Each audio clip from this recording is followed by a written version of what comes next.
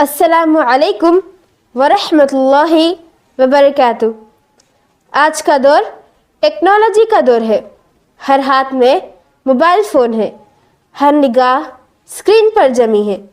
Social media, face بک، Instagram, what's app, YouTube, ٹک talk ایک ایسی دنیا بن چکی ہے جہاں وقت، حیا اور ایمان سب آزمائش میں ہے۔ مسلمان بچیاں جو شرم و حیا کی پیکر ہیں، آج اس فتنے کی زد میں ہیں۔ کبھی سیلفی کے نام پر پردہ ٹوٹتا ہے، کبھی فالوورز کے شوق میں عزت خطرے میں پڑ جاتی ہے، اور کبھی لائکس اور ویوز کی چاہ میں ایمان کمزور ہو جاتا ہے۔ میری بہنوں، یاد رکھو، اسلام نے آپ کو عزت و وقار کا تاج دیا ہے۔ آپ کو غیر کی نگاہوں سے چھپا کر رکھا تاکہ آپ کے وجود سے روشنی پھیلے، نہ کہ تصاویر سے فتنہ۔ سوشل میڈیا پر جو چمک نظر آتی ہے وہ دراصل اندھیرا ہے۔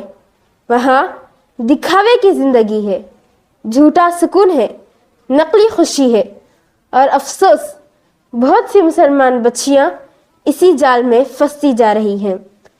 قرآن کہتا ہے وَقَرْنَ فِي بُيُوتِكُنَّ وَلَا تَبَرَّجْنَ تَبَرُّجَ الْجَاهِلِيَّةِ الْأُولَىٰ، اور اپنے گھروں میں قرار کے ساتھ رہو اور جاہلیت کے زمانے کی طرح اپنی زینت کا اظہار نہ کرو۔ میری بہنوں، آپ کی اصل خوبصورتی آپ کے کردار میں ہے۔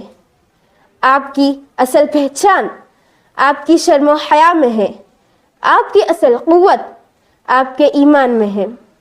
اگر آپ نے سوشل میڈیا کو دین کے لیے استعمال کیا، قرآن کا علم پھیلانے، اچھی باتیں شیئر کرنے کے لیے، تو وہ نیکی ہے۔ لیکن اگر آپ نے اسے دکھاوے، وقت ضائع کرنے یا غیر محرموں سے تعلقات کے لیے استعمال کیا تو وہ گناہ اور فتنہ ہے۔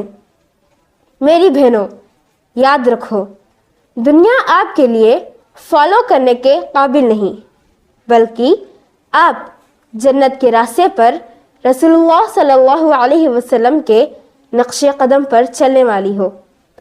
اپنے موبائل کا استعمال وقت کے نظم، دین کی خدمت اور گھر کی عزت کے ساتھ کرو۔ اپنی زندگی کو قرآن و سنت کے نور سے منور کرو، کیونکہ وہی آپ کو فتنوں کے اندھیروں سے بچا سکتا ہے۔